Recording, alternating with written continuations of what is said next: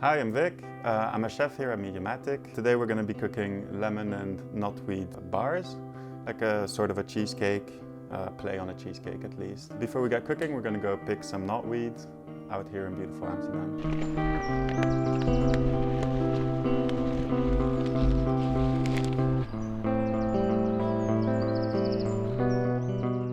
We're looking for younger shoots around April to May. All you need is a sharp knife or a sharp pair of scissors and a plastic bag. Because it's a weed, it's very invasive. You want to make sure that you're not dropping any parts of it on the floor. You want to check where it's getting a bit too hard and cut above that. Nice clean cut, and then just put it in your bag.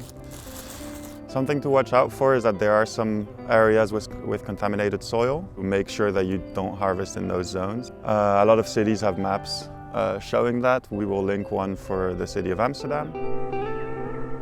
All right, we've harvested lots of knotweed. Let's go back to the kitchen and get to cooking.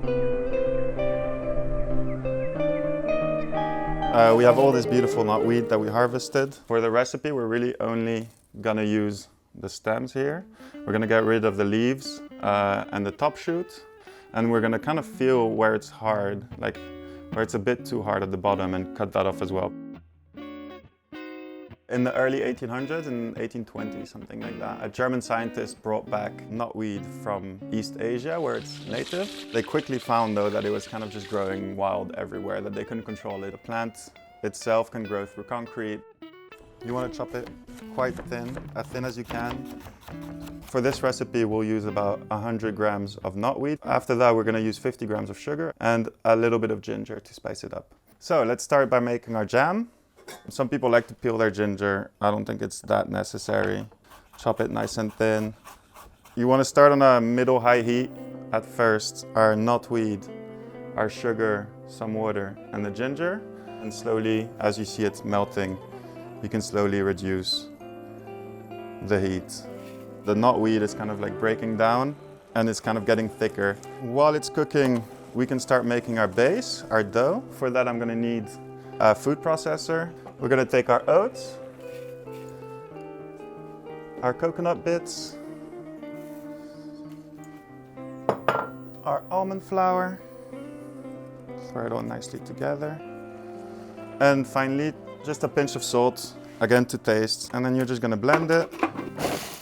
And slowly we're gonna add our oatmeal. Just add it little by little and see kind of what texture you're getting. It's gonna look quite dry, and that's okay.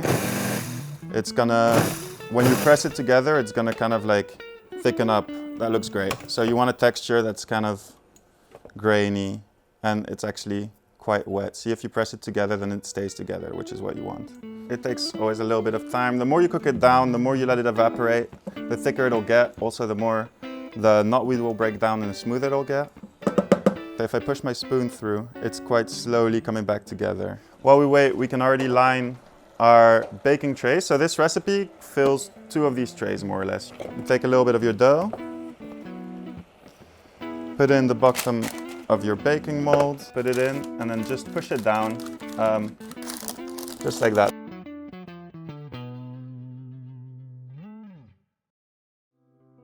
We're gonna use another pan, warm it up.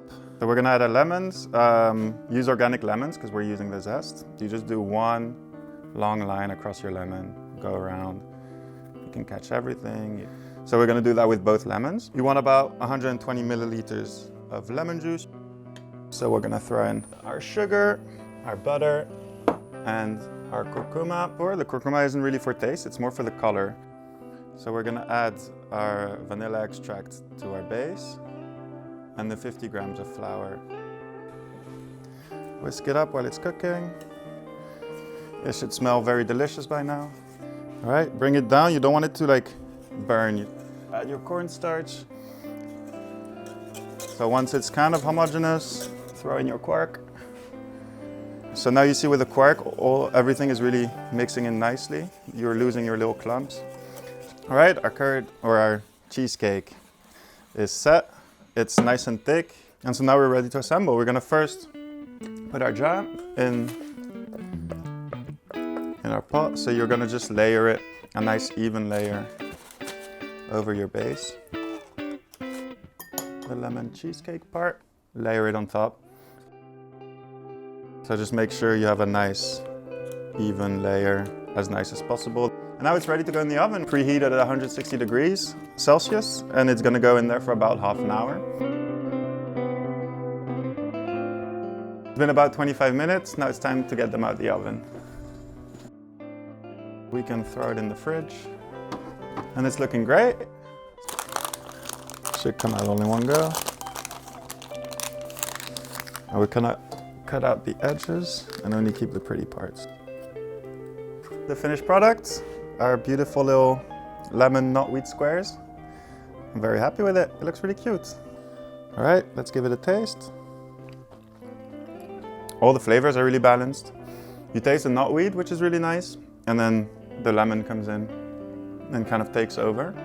That was one way to cook knotweed, but we have plenty more. Please make sure to check our other videos to see other creative ways of working with knotweed.